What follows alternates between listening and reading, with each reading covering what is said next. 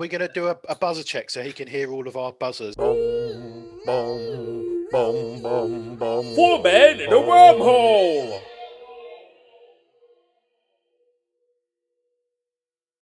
Hello and welcome to season 2, episode 2 of Four Men in a Wormhole. My name's Stephen Gurevich, your ever boarding host, and joining me as always is Adam Leach. Hello, Adam Leach. Hi, Stephen. Good afternoon, or even good evening, even. Good evening or good day, Good. depending on where you are on the earth. And joining us from a field somewhere is Tal Silverman. Hello, Tal. I thought I'd say as you get the drink out. Hello, Tal. Hello, everyone. Nice to see you all. It's nice to see you too. And Simon Cohen, as always, it's a pleasure to have you with us. Hello. As always, it's a pleasure to be here. And hello and welcome to all of our wormies listening in. Thank you for staying with us. We appreciate the love. We are rising up the charts, even on the weeks where we haven't published. So we know people out there enjoying this, and we want to thank you for your ongoing support. And remember to hit the subscribe button before you forget. So as always, we're going to kick off with sort of sci-fi news, or what have you been watching, reading, experiencing, and all that kind of stuff. So Mr. Leach, Adam Leach, I believe you want to go first and talk about time. I'd always want to talk about time. I think time travel is just, I've talked about this before, I think it's my favourite narrative in a sci-fi movie. So I was recommended this movie a couple of years ago to watch, and I hadn't get round to watching it. It's a 2004 movie called Primer. It's on Amazon. And it was critically acclaimed at the time. It's quite a low budget movie. And the director, when he was directing it, I've read a bit about that after I watched it, was he said he wanted to do a time travel movie, but without the neon, without the kind of neon lights and chrome. Obviously a reference to Back to the Future. So it's a very different style of time travel movie, and how I think it's very clever. The one thing I like, and I think that should be in any sort of time travel movie, is that kind of consistency of how the time travel works to kind of drive the narrative. And this has a really interesting, kind of quite unique way that time travel works. And yes, just like the Marvel movies. Yeah, well, actually, just like the opposite of the Marvel movies. Yeah, exactly. So whereas timey-wimey in Endgame, who knows how it really works? Here, there's a specific way the time machines work. You have to turn them on. You can't travel back to a time before you've turned them on. Yep. Isn't it a bit obvious that you have to turn a time machine on? Otherwise, it would just be off. No, but if that becomes like a point in time, you can't travel before you turn it on. So with the DeLorean, you turn it on, and then you can choose any point in time to go back to. With the time machines in Primer, you can turn it on, but you can't travel back to a time before it was on. So it's caching. It's buffering. It's buffering time. So it's a bit like the on your Skybox or whatever. If you've set it to record. Oh yeah, a bit like that. Yeah, I know where you're coming from. Yeah, it's sort of like starts sort of recording what's going on, and then so you turn it on, and then basically they go off somewhere. And they take themselves out of the reach of any causality, the characters. So when they first do it, they turn it on, take themselves to a hotel room, lock themselves away for 6 hours. Then they climb into the time travel box, and then they go back in time. So it takes them 6 hours to get back to the start of the day. So it's really interesting. I think the way time travel works is really interesting. The way it's invented is really interesting. And it's really sort of, it's a lot of dialogue. It's all about the characters. There's no flashy special effects, and it is billed as like the most complex sci-fi time travel in a sci-fi movie or in any movie, and it is quite a complicated film to follow. And you sort of do get to the end of it going, I'm not quite sure what will happen there. And it's definitely a movie you can watch more than once. They've clearly solved. And this isn't like a joke. It's interesting. They've clearly solved the whole Back to the Future. You cannot be in the same space as your other self. because Yeah, the time paradox hours, they idea. put Yeah. themselves in a room. Well, yeah. Well, this is what's interesting. The characters try to avoid paradoxes, but then they don't, and I won't give away how that interact. But then the complexity of the story actually then becomes with all of the characters interacting with themselves and other characters, and they end up actually doing exactly the grandfather paradox of what happens if you go back and get rid of yourself or your grandfather. They actually enact that in a very real way in this. So it is very complicated. And it does take a couple of watches and a YouTube explainer to kind of go, oh, right, okay, I get it. So Why is it called Primer, Adam? Is it something to do with like a prime timeline or? I don't actually know why it's called Primer. I don't think that's ever explained. I'd missed it if it was. One of the things that the director wanted to make sure that the engineers who did it were portrayed as engineers, which I thought was really interesting, because I found the hardest thing about the movie was actually following what they were saying when they were having dialogue with each other. And actually, my day job is working with engineers, and I think what you find is good engineers are really good communicators to themselves, to other people, and these guys really weren't. Like the dialogue was very difficult to follow. They sort of kept finishing each other's sentences and stopping halfway in a sentence. They made it really hard to work out what they were saying. But they tried to make it. They had like sort of Feynman physics sort of dropped into there to try and sort of add some realism in there. But anyway, it was if you like time travel movies, this is the one to watch. And where did you watch it, Adam? In my house. Thank you for that. The Amazon, I Netflix think it is. channel. Oh, I watched it. It's on Amazon. It's on Amazon. You have to pay. It's not on Prime. Ironically, given the name, and when you search for it, you've obviously got to get over all the movies on Prime that come up first when you start typing Prime. But yeah, you can pay for it as a rental on Amazon. Excellent. Well, Nice. thanks for that recommendation. And we now arrive at Tal Silverman, and I hope everyone's make that See what you did there, Stephen. See what you did there. For those listening on Spotify, that will mean absolutely nothing because you won't be able to see my wallpaper. But there you go. So I've actually had two really good highlights of the week, and one very much a low light. Thankfully, Arrival isn't one of the low lights. I actually have Simon Cohen to thank for my low light of the week since we last spoke. What did I do?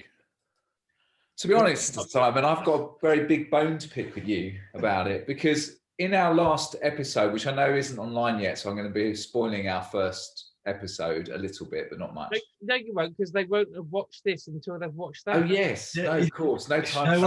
No one's watching this live. Hold on. Has anyone switched on the time machine? Because if they have, we can go back to now. I just definitely. That was great. The whole paradox that never needed to exist. Right.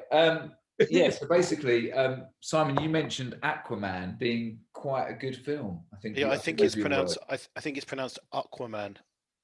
Aquaman. It is. You're right. You're You're right. Yeah. And Aqua, like that in Aqua. itself should be a good indicator of just how terrible this film is. But you did say it was quite good, and we watched it as a family. And I know this isn't a sweary podcast, but I'm going to make an exception for this because this is just how much. Don't, because I then have to mark it when I publish it. Can you not beep it? Oh, okay. Just beep, self-beep. Just beep yourself. Right. Just right. beep yourself. Right. It was beeping awful. It really was. It was just terrible in every single respect. The storyline, the script, the acting, I enjoyed it.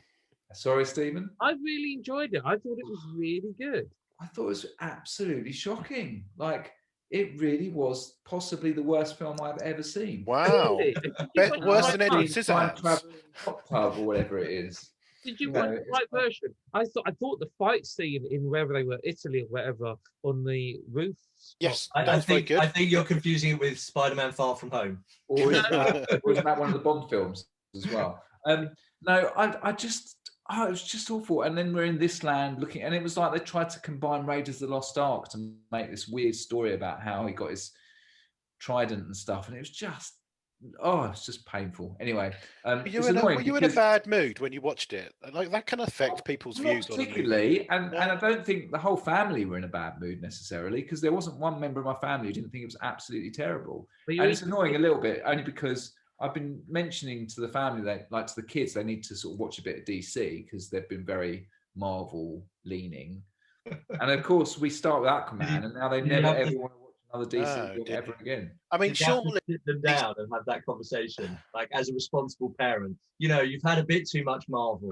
It was I like have that. to introduce you to some DC, because otherwise, you know, you can't just have all this screen time. I know, it was like that. It was like you've had too much Marvel, you've seen everything. We've got to get our way through the DC stuff. And I've been dropping in films every now and again. They've been going, "Oh, don't fancy it, don't fancy it." But, did at least Mrs. Silverman not enjoy the muscular Jason Momoa? I mean, she must have liked that. no, I think she just couldn't get past his terrible acting and awful scripting. It was just he was trying to be like Thor and just wasn't remotely funny or anything. Anyway, that was my low light. So let's not talk about that anymore. I've had two other highlights. The other one is, as my wallpaper suggests, is having watched Arrival, which is Amy Adams, Jeremy Renner, and Forrest Whitaker in a very, very, very good sci-fi film. Also time-related, actually. Adam, just following on from your thing. Yeah, it is related. It Very is, sad as well. it is very, very sad. Nikki had a little trouble with that, but it was probably one of the better films I've seen in a long, long time. I honestly think Adam's got an issue with it. Go on. I don't have an issue. I'm pretty sure I've watched it. I'm pretty sure I can't really remember anything about it. So it's making me think maybe I haven't watched it and I've just seen the trailers for it, and maybe I should watch it. If you think great. Very similarly, I thought I'd watched it and did exactly the same thing. And then when I watched it, I realised I hadn't watched it. And it's a very, very good film. I mean, it really is. It's so thought-provoking, and it kind of just gets you thinking about. I mean, you know, it's just really well done. It's not a particularly action-packed film. It's fairly slow, but it does do a great job of just a really interesting. It's a great subject matter, but it just does it really well. Basically, yes, Stephen. I was just going to say that it's a sci-fi film, but it's not really a sci-fi film. When I say that, I don't mean there isn't science in it, Adam. I don't mean that the time element isn't real. I just mean ultimately it's a film which is designed to make you value the time you have in your life now. It's a very human film about the real fragilities of our existence, and I think it's a very powerful movie. But that's really interesting you should say that. That doesn't make it not a sci-fi movie, does it? I mean, because sci-fi is so broad. Like, actually, they've just used that as the context to tell a story, which I think ultimately. So what I'm saying is, it's a very legitimate sci-fi movie with real science fiction in it, but ironically, even though it's sci-fi rich, it's a very human story. Yeah, it's not the purpose. It's very science rich as well. It's all about, a lot of it's about language and about the perception of language and the understanding of language and how culturally we could understand, through language. So yeah, no, it's really interesting, really, really good. I definitely 100% recommend it. I would probably give it a 9.5 out of 10. Wow. Well, didn't she win an Oscar for it? I'm not sure. Maybe I should have looked that up. Or was she in 2 films that year when she won the Oscar for another one? I just know that I think it came out roughly when, Adam's Googling this, it came out roughly when she got an Oscar. So I don't know if it was for this or for something else, but she was on really good form around this time. Not that she's on bad form now, but she's a really good actress. She is a very good actress. Yeah, it was really impressive, actually. So yeah, very, very good. I won't say too much about the storyline because it is one of those ones where you just don't want to spoil it because it's just a great thing. You want to watch it on its own. And then the other highlight, which is going to lead me into, I could probably segue into Simon because I'm not going to say anything about it, is I've started watching Jupiter's Legacy, or rather Stephen, I think you're going to talk about it actually, so I'm not sure who's going to talk first, but I've really, really been enjoying that. So excellent. Yeah, we'll come to that soon. So let's raise the bar, even though that was excellent. We'll raise the bar to Simon. Do you see what I did there, Simon? I did see what you did. It was very, very clever because I've been watching a show called Raising Dion, hence the raising. Great segue, Stephen. Yes, I've also been watching Jupiter's Legacy, which we'll come to when we pass to Stephen.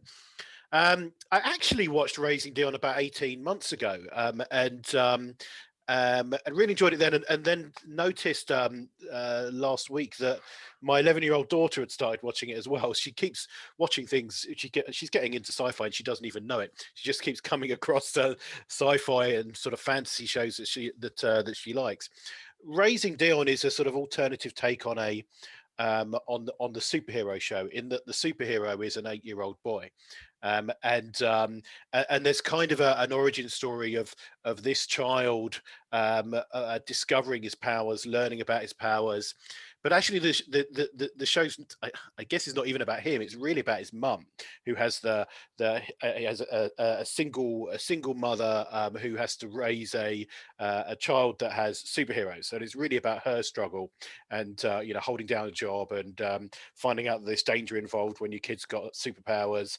And it's a really nice story. It's a really good story. There's links with natural phenomena in the real world, in that the superpowers come from an event that's linked to the Northern Lights in Iceland, and actually other people get superpowers as well. And it's a nice story that builds over time, and it actually gets quite dramatic and even a little bit scary as it gets towards the end. Even I know I was watching with my 11-year-old daughter, but there's a lot of tension, and the season finishes really well. It's very exciting by the end of it. Builds up, finishes nicely, and there's another season coming out which has been delayed due to COVID and probably won't be out until the end of this year, beginning of next year. But I think it's a good show, and as I said before, it's a different take on the superhero movie, and I know we'll talk about Jupiter's Legacy in a second. But whilst I am enjoying that, I didn't find that to be particularly original, although maybe it will change. Whereas Raising Dion felt very, very different to me, and worth a watch. What's It's it on on, Netflix. Simon? It's on Netflix. I will definitely look that up. Yeah. Good. And also one you can watch with the kids as well, probably. Yeah. That's a good. It's always nice to have that option, because not everything we talk about is always kid friendly. Talking of which, Jupiter's Legacy. Actually, it might be. I don't think it is totally kid friendly. I'll come to Jupiter's Legacy in a minute. That's our highlight, and we're going to do that as a three-way discussion, as it were. But I thought I'd introduce the concept that we've introduced before of the lowlights, and that was Anti-Life, a movie with Bruce Willis, which is a poor man's remake of Aliens. I mean, when I say remake, it's not officially, but it's essentially Aliens, and it's dreadful, and it's on Netflix, and it looks good because you think, oh, yeah, okay, a lot of Bruce Willis movies are pretty samey. Golden Tell? No, I was just saying that totally missed me in terms of I mean, not that I'm a huge, not that I follow everything that Bruce Willis does, but I kind of feel because he's so well known that everyone feels like they know all of his films, but it's definitely one that he clearly kept under the radar as in terms of not doing it. So what? How old is it? An old film, or is it quite? No, recent? it's not an old film. I'm not too sure it went to cinema. If it did, it wouldn't have lasted long. It's almost an indie production. Right. It's just not good. I mean, I'll be honest, I did not finish it. Didn't finish it. No, I did not. My God. It got 21% on Rotten Tomatoes. Well, there you go. It's got to be a record, isn't it? It's not many, It's dreadful. So I just want to call that out and tell people to avoid it. So now let's move on to the highlight, Jupiter's Legacy. The Jupiter's Legacy, for those who don't know, because it actually hasn't been heavily promoted, is another sort of superhero type movie, series, similar to The Lost Boys on Amazon. In that, The Boys. Sorry, The Lost Boys is a movie from the 80s, I think. Not So that. it's similar in the sense of it is superheroes, but not ones you would know. They're sort of alternative ones. This is actually what's the word? They've taken this. It's from a book. It's from a series of books or cartoons. I can't remember. But either way, it's alternative stuff. It's not mainstream, and it's about ordinary people who become superheroes, and then it's about their lives as much as it is about anything else. In other words, it's not like normal superhero movies where it's just about the plot of the thing. This is very much about the people. It's kind of the boys with more emotional baggage, isn't it? Really, there's a lot of. Yeah. Is it a bit like the Umbrella Academy? There's definitely elements of that, because there's sort of family conflict in there as well. Yeah. Runaways from Marvel as well is a little bit in that sense as well, because it's as I mentioned before, I am really enjoying it, but I didn't think it was that original. And actually, all the things that we've just mentioned, the boys, the Umbrella Academy, some of the Marvel stuff, sort of the Avengers, it's almost like they dived straight in with the Avengers movie, but all the family stuff and sort of everything in one go. It's a good show. It's it's well made. It's big budget. It's quite cinematic. I tell you, it's I think pacing. it's original in its pacing. angle. Sorry, Its Stephen. pacing is way better than WandaVision. As in, it's giving us a lot more exposition, a Yep. lot more storytelling. I haven't watched the whole series yet. I don't think anyone here has. I'm getting to the bit where we're getting close to the reveal as to how they got their powers, and there's something involving the dad who mini spoiler, dies early on. Which I don't mind giving away because that's his only function, so it happens quickly. But the point is, there's something supernatural about it as well, which you don't normally get in superhero movies. So I'm interested to see the next episode to see how that plays out. So I'll that's tell you, something- there's a lot of mystery in it, and it plays out a lot better than WandaVision. Sorry, over to you, Tom. Yeah, no, that's something that's actually really appealed to me. The fact that it is a really good origin story as well, and it's kind of, and they balance the present day stuff with that. Sometimes when they do these flashback series and stuff, they're a bit disjointed, but they seem to work this really well in terms of it's just when they go back to the 1920s, which is kind of when it all starts. They kind of, there's just more continuity, and it just works really well, and it kind of fills in the story really well. Go on, Adam. Yeah, I was just going to say, that's my one criticism of the Falcon and the Winter Soldier is that when we get backstory, it's almost like the story stops and they go, let's just pause and then just do a bit of backstory, and you're like, oh, whereas it sounds like what you're saying is they've done a better job of just the story is that, and it just splits about rather than. It's really good for that.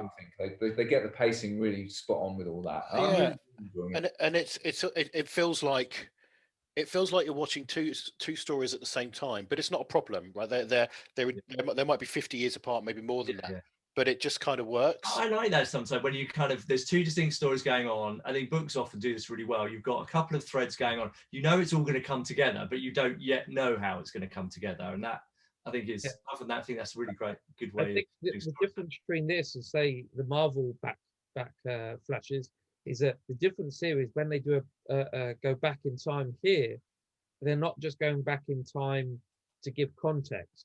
Yeah, it's part of the story. It's actually part of the story. It has a story of its own. Whether it connects or not, hopefully it will. But either way, it has a story, so it has a direction. It's moving forward. Whereas a lot of the Marvel backtrack is just to give context, and that's why you have that feeling of everything stopping. And we just lost 5 minutes of the show. And I just feel like, okay, we know he's a bit upset about what he's done in the past. Do we have to go back and see what he did in the past to know that he's very upset about having to learn? Exactly. Exactly, because it's giving context and giving justification. In Jupiter's Legacy, at least so far, whenever it jumps back, it's revealing elements of story you do not know. Yeah. So it's a complete. Sounds good.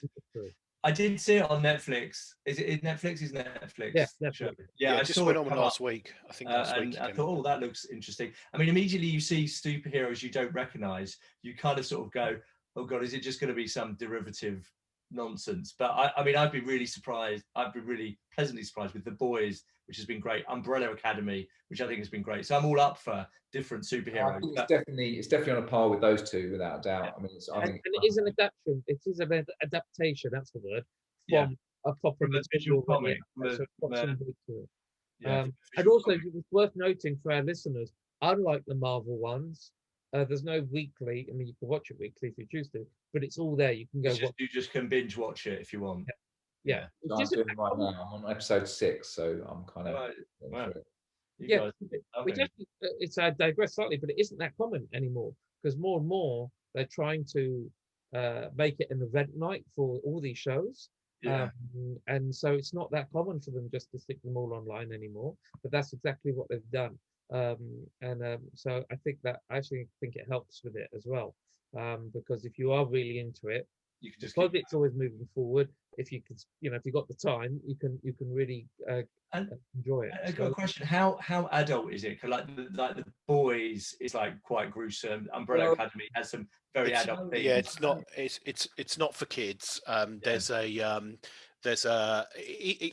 not too violent. There's not too much swearing, but there's a couple of bits that you wouldn't want your kids to watch. There's quite a bit of drug use as well. Yeah. The daughter has a massive drug problem. So, Okay. and there's a couple of you haven't got to it yet, but there are a couple of beheadings that are quite kind of gruesome, and there's a few things like it's not up there with the boys in terms of overall crudeness, but it's definitely I wouldn't want. I mean, Poppy started to watch more now, and she's 12, so it's like obviously I think having I wouldn't want her to watch it. I don't think I wouldn't want the kids It's to watch fine for 15-year-olds, 16-year-olds. yeah, it is a 15. I think it's 15 rated, so George should be fine. But you're not going to watch it with your 9 or 10-year-old.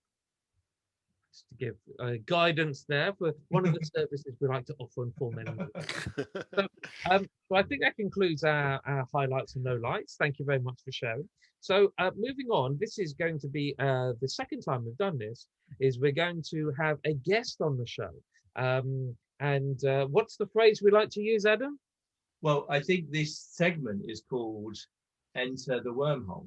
Yes. And who's going to enter the wormhole this episode? This week, a friend of mine called David Green will enter the wormhole. Are you going to put some echo on that? Because I think you say it again slowly. Enter the wormhole. That was the wrong emphasis.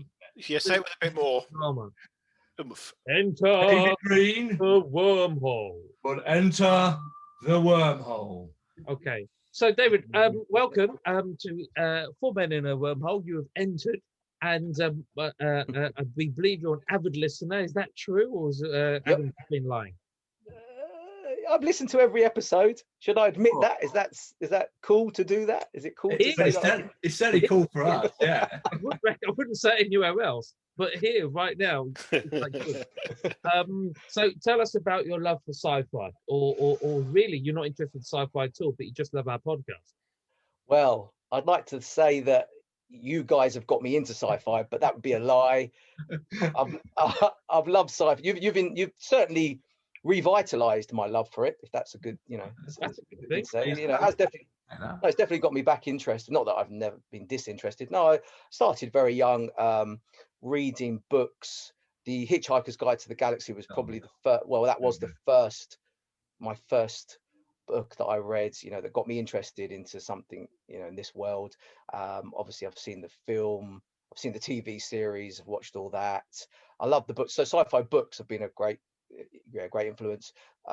Ian Banks, massive influence. I consider. Yeah, sorry. This is all great. I'm loving this. Douglas Adams, Ian Banks. Ian M. Banks, I should say, for his sci-fi, obviously. Yeah, Ian M. Banks. The culture series. I've read the first 4. I haven't actually finished the series. Yeah, there's about 6, I think, or something, if I remember rightly. Anyway, I've read all those. I mean, film-wise, I love all the sort of well, actually, just talking about, but Philip K. Dick as well. I can't not mention Philip K. Dick. Yeah. And is that a Blade Runner background you've got on there? Is that yes? Yeah, well, it is. That's where they fly past the skyscrapers. That's it. I wasn't sure which background to pick because there was so much choice. I had so much, and I thought, this looks quite good. This worked. It's the only one. No, it's great. I'm a big fan of Blade. Blade Runner is probably my favorite film of all time. Favorite sci-fi film of all time. One of them, without a doubt. Did you know that because obviously we were all very young at the time. Blade Runner was David wasn't young. No, David came out. Blade Runner was a complete and utter flop when it came out. It only became a cult classic, but it made no money when it came out whatsoever.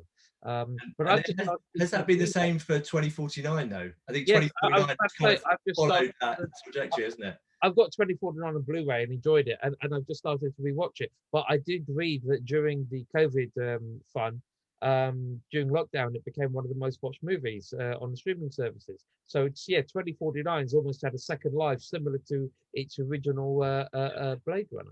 Have you watched The Man in the High Castle, David? I have. I haven't got to the end yet, so no spoilers. Amazing. But, no spoilers. What did you think it was good? Did you like it? Yeah. I have to. The first season was phenomenal. I thought it was brilliant, and the second season, like a lot of stuff, it does. Yeah, it slowed down. It's like it was still good, but the first season it was fantastic, and it's worth. You just kind of get hooked on it. That's brilliant. Yeah, that's a brilliant season. But David, I need to ask you. I don't really have respect for anyone when it comes to sci-fi, unless of course they have watched Battlestar Galactica, the remake. Oh, well, I was going to come on to that. Battlestar Galactica 2004. I mean, I've seen the original series, which was fantastic. But when they brought out the 2004, in 2004, was it 4 seasons? I can't remember exactly how many. 4 and a bit seasons, maybe. Yeah, amazing, absolutely amazing. I thought I loved it. Battlestar Galactica was brilliant. I like David a lot. Katie Sackhoff all day long. Tell you see some people Battlestar really get it. I think David's done his homework. He goes, I'm going to mention Douglas Adams for Adam. I'm going to mention Battlestar Galactica. Yeah, I've done my. Are you going to tell your homework? What does Tal and Simon like? Let me think. Tal loves Aquaman. Oh no! Don't say that. Loves Aquaman. I watched that last week. Oh, it was absolutely nasty. This is all genuine. Such an awful film. Now, this is all genuine. Honestly, it's genuine. I haven't done it to please anyone in particular. I mean, I'm coming back. Funny enough, comedy aspects of sci-fi has been something that I've been watching a lot lately. Like I mean, I've watched all the Red Dwarf. I mean, I'm a big Red Dwarf fan. I've seen every one of Red Dwarf. That was a massive. That was something I watched when I was very young. Just funny sort of sci-fi. It's a bit bizarre. I'm going through that. That's the sort of phase I've been going through recently. I've said this before, but I just think some of the humorous sci-fi actually has got me more into sci-fi. Yeah. I think it started with all that stuff, and then you sort of graduate on something that takes itself a bit more seriously. But I love all that. I mean, Red Dwarf. I think some of the stories they tell in Red Dwarf are proper sci-fi stories. Time travel and all that stuff. Brilliant. They're all great. Yeah. No, it's brilliant. I mean, I've been watching Lost lately. Can I mention that? Because that was something that I don't know if it's considered sci-fi. I don't know. Would that be considered sci-fi? Yeah, I'm watching it at the moment with my son. In fact, we've just been watching it the last month or so. Yeah, I mean, I think it's partly sci-fi and partly fantasy. There's a lot of weird stuff in there that you can't really even attempt to explain with science. But yeah, you're allowed to watch that. That's fine. I'm enjoying it. Though. I think you're going Lost, David. Good guy. Yeah. Do you like Star Trek, David? I love Star Trek. Okay, good. During lockdown, then we're all good. During lockdown, I watched all the original. I went through all the original 60s stuff. Oh, there isn't anything I haven't watched. The last thing I watched, which I have to say was on a recommendation of one of you guys. I can't remember, and I watched Arrival. I watched that. Very recent. Was it Stephen or Toll? Hold on, which Arrival? The movie or the TV series? No, the movie. The movie. Yeah, I haven't seen the TV series. Is that good? No, it's a totally different show, and it's called Away. Yeah. I kept calling it Arrival. So what you have to remember, there's a film called Arrival, and then there's a TV series with a completely different name that's about something completely different. Yeah, apart from David, that, very similar. Oh, okay. Well, David, we're going to film David, because I watched Arrival last week, and it was I thought it was amazing. So you can definitely stay. See, amazing, absolutely amazing. So David, in a minute you're going to do a quiz for us. But before you shoot the questions to us, I've actually got a question for you because you said you love Star Trek and you've watched all of it. And I'm going to focus on you. We don't need to put this out as a discussion, at least until you give us your list. I'm going to put you on a spot. I want you to rate. We've got the original series, we've got the Next Gen, we've got Voyager, you've got Deep Space Nine, except obviously Deep Space Nine came before Voyager, and you've got Enterprise. I want you to rate them from best to worst. Go. Wow. I'd say Next Gen would be my favourite. See, that's the correct answer, David. Yeah, is it? I think that's the correct answer. No, it is. Next Gen, followed by Voyager. Ooh. Maybe not. That's a very difficult question. You I'm really not put going me to on be the judgmental. I'm Got not Discovery as well. You missed Discovery off, Don't- Steve. Discovery. Well, actually, yeah, because I'm And watching Picard. that at the moment. He I didn't say haven't seen all Discovery of on it. Picard. Actually, I haven't seen all of that. To be Okay. fair, There's I not a haven't lot watched to all- see. I wouldn't worry. But No, is with it Discovery and Picard in there as well. But Picard? go on. Okay. Well, Picard's fantastic. I like Picard. I really do like Picard. But that can't be included, though, can it? Are you saying that? Yeah. So if it's Star Trek, you can even put the old cartoon series in, and the other Oh, one my on Amazon word. if you really want. So, but go and tell us, because I think it's an interesting thing. It will spark interest in our audience. Rate them from best to worst. So next gen is the top, and then next. Come on, gen. put some pressure. Come on, got to make some decisions. Next gen. I'd say Picard. Picard. Possible. That's a bit difficult. Isn't it? Well, you got to live with it. You said it. So live with what? Oh, that's just making you've got me unprepared here. I haven't really given it much. I'd say I would go and say the original. I love the original series. I'd put that up there as third. Okay. I really would. I know it's bizarre. It gets me every time. I've watched that several times. I don't know. I love that. Well, remind me what We've got Deep Space Nine Deep Space- and Space yeah. Nine, Enterprise. Enterprise, Deep Space Nine in that order. That's probably got the Deep Space That's Nine wasn't probably would probably be the last one. Actually, I put that as the last. So you Yeah. put Enterprise over Deep Space Nine. That's controversial. And Simon, over to you. Was that the correct order? No, Deep Space Nine would be much higher up. Really? Ooh, Let's maybe. talk- let's Maybe talk I was about under the this influence back. when I watched it. I don't know. Yeah, it's a really tricky question. No, oh dear. No. Oh, that's yeah, what okay. we're here for. I've done it now.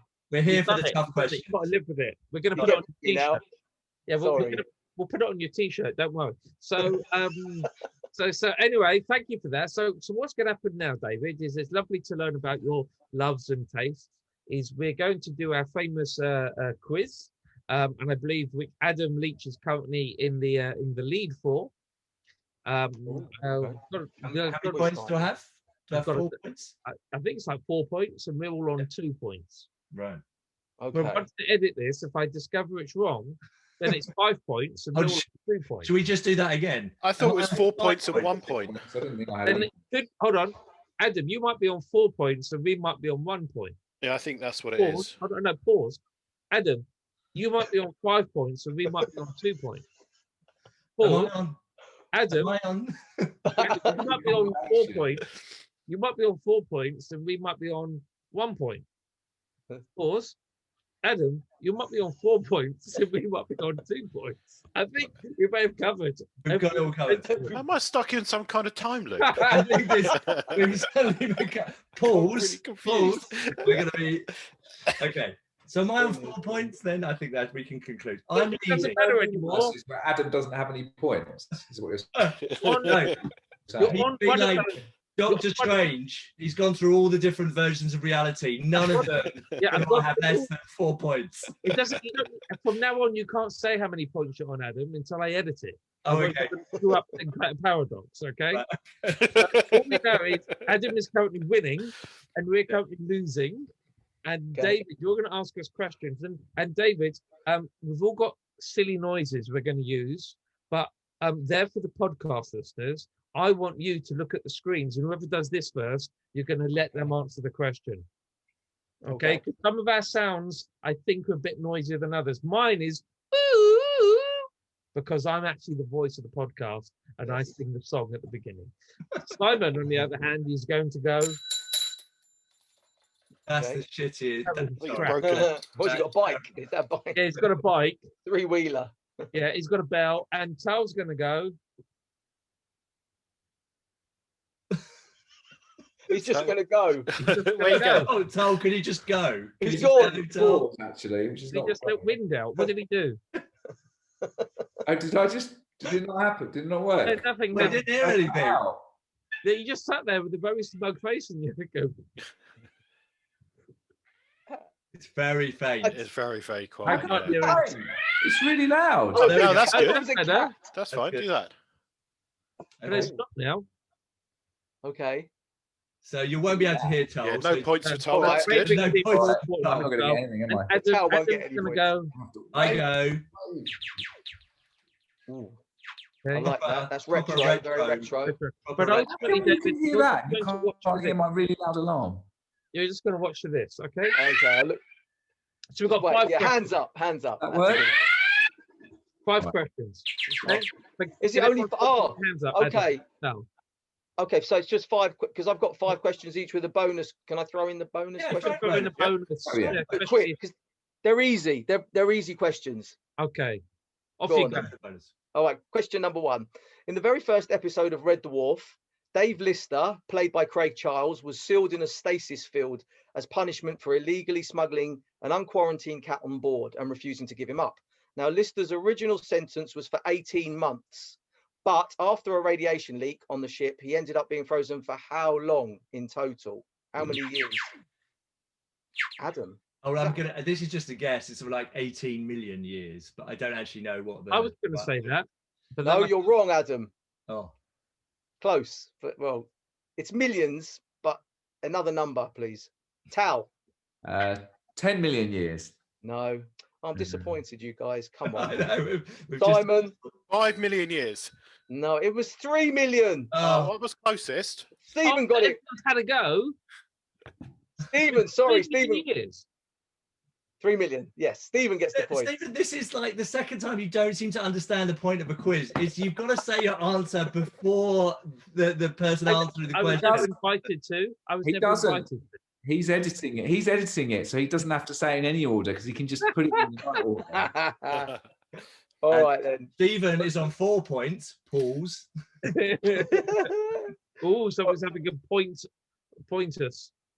Right, Right. David, point to question 2. And then the bonus for that is also is Red Dwarf related. The bonuses are related to the same thing. So David Ross played the original service mechanoid, better known as Crichton, but who replaced David in series 3? Who was the actor?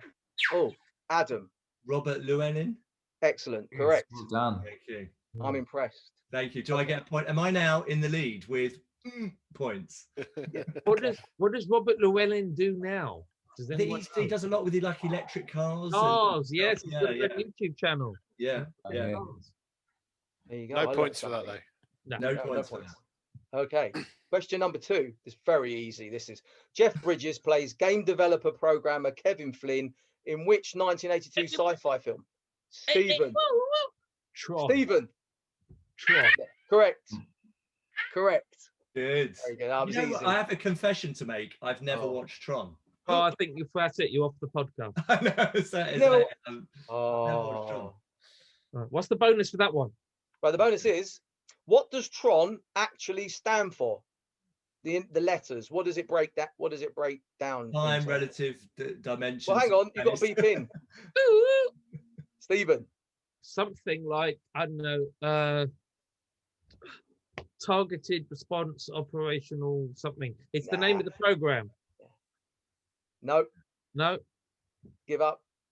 Give up. Anyone else? Adam, trying to get this bonus point. Come on. I'm just going to guess time, relative, operational nodule. I just fancied using the word nodule. at the end there. No. No. All right. That was too hard. Sorry. I really thought you get it's the real-time operating system nucleus. There you go. Real-time- Wow. I You've think all you've learned something. overestimated You've all how learned sweaty- something there. That doesn't spell Tron. That doesn't spell Spell Tron. Tron. The real time. Well, apparently real time is because it's got a hyphen in it, so it is the real time. No, Real that time was not. operations. That That's was all a- RT. Still the wrong order. BRT. That's RT. Well, it just shows you it's a dyslexic program. the real time operating nuclear. Oh, you're right. It is, isn't it? That must be my. Edit that one out then. Edit that one out. Oh, That's rubbish. My Right, next apologies. question, David. Good question, David. Good Next question. question. Moving on. In 2005, The Hitchhiker's Guide to the Galaxy was made into a movie. Now, Alan Rickman voiced the paranoid android named Marvin, but who actually wore the costume? Al. Warwick Davis. Ah, Correct. correct answer. Well, I only good. found that out recently, and I was like shocked. How did not know that? No. But, yeah. Yeah, it's classic. what's the bonus, David? The bonus is, what is the answer to the ultimate question of life, universe, and everything? Stephen. That's me. 42. Oh, it was Stephen. 42. Hey. Sorry, Simon. Sorry. Right, next question. The Class M3 Model B9 General Utility Non-Theorizing Environmental Control Robot, features in which 1960 sci-fi fiction television series? Are you going? So, Adam. Lost in Space. Correct. Very good. Yeah, correct. Correct. Well done, Very Adam. good. I'm impressed. That was a tricky one. Very good. Very good. And the bonus. What's the bonus? The bonus is, what year did the Robinsons leave Earth in their spaceship Jupiter 2? Oh, that's a good question. Bearing in mind it was. Oh, that's a close one. Simon. 20. Nope. 60. No. Nope. Simon. Simon. No, Stephen. Stephen. Sorry, Stephen. They look the same. No, I'm joking. 1962. No. Adam. This is just a guess, but I think all things in sci-fi happen around 1985, so I'm going for 1985. No, I'm afraid not. Tao, would you like a guess? Because Go on then. Are we now inviting people to give guesses? Yeah, but for half a point. 1999. Oh, 97, but you're close. Closest. Very good. Right, final question and bonus. In the 1982 Blade Runner movie, a particular test was carried out to determine whether someone... Oh, an interrupt. Okay, I have started, so I'll finish. Oh, come on. I was definitely... Go on then, Steve. All right, what's the... Go on, Stephen. A retina test with the eye. No, but it's got a name. Got a name, yeah, Adam. It's a von Neumann test. Von Neumann. No, close. The Neumann. Von Neumann, that is what it's called. Not Neumann. No. Is it the von Neumann or something? What is it? It's no. No. Something, isn't it? On the right lines, you've got there's two names. It's a name. Retina test. No. That's what. You guys. Come on, Neumann. What is it then? It's the Voigt-Kampf test. Oh, Voigt-Kampf. You know, Voigt Neumann is because this in your head. Voigt Neumann's in your head because of the Bob books. Oh yes. Oh yeah. That's That's the first bit all the time. Yeah. Right. And a nice. Well, I know. I think we've probably just lost all of our listeners with not getting that right. That's terrible. Everyone's just like, these guys know nothing about sci-fi. But if we can bring it back, we can bring it home with the bonus. Right, this one. This is the one. This is a nice, easy one to finish. In 1968, Philip K. Dick wrote the novel for which Blade Runner was based. But what was its title? Adam. Do androids dream of electric sheep? Yeah, correct. Well played. Adam's just run away with it there. Yeah, very good. I think he did run away with it, though. I think I got these two. I don't know how you define running away, but if I think we define it running away. Right. I think scoring more points. That's how you run away with it. I think maybe you got 3 and I got 2. More points. It is more points. I'll give you that. It is quantifiably more, but I wouldn't say he's running away. Okay. But what's the scores on the draws now? Well, I think you got 3. I got 2. Simon got 1. No, I didn't get one. No, Tal got no. Simon got nothing, and Tal got 1. So I did. So let's not add that up because that will screw up the paradox. Yeah, we're not going to add that. But I've won for the second week. Yeah, so you're still winning, and I'm coming up second. Then it's Tal, and then it's Simon's in the rear. That is great. Good quiz. But he's not happy. He's not happy. He's not happy bunny, is Simon. He doesn't feeling wrong. Well, people keep coming on and asking stupid questions. Sorry, they weren't to your liking. On that bombshell, David, cut me off. We have to thank you for joining us. It's been very good of you to give up your time. I hope you've spent some time on 4 Men in a Wormhole, and we appreciate your contribution. Have you got any famous wise words you want to leave us with? Live long and prosper. Couldn't argue anymore. Yes. David. Good work, David. Thanks, David. So, David, you can stay on. We're just going to do our goodbyes. So, join us on our next episode of Four Men in a Wormhole. I want to thank our regulars for joining us. Simon Cohen, thank you for joining us. Thank you. Adam Leach, thank you for joining us. I'm still bitter that I didn't get that question right about the Von Camp. Well. What you need to do is lock yourself in a box and wait 6 hours and then come back again. That's a good idea. I'll switch it on. Yeah, Tal, thank you very much for joining us, especially whilst you're away on the move. Thank you. Yes. Thank you for having me. And David, once again, thank you for being our special guest for this week. Pleasure. Thank you for inviting me. Thank you. And this is me, Stephen Govitz, your everboarding host, thanking all the Wormies for joining us in Four Men in a Wormhole. Boom, boom, boom, boom, boom. 4 Men in a Wormhole!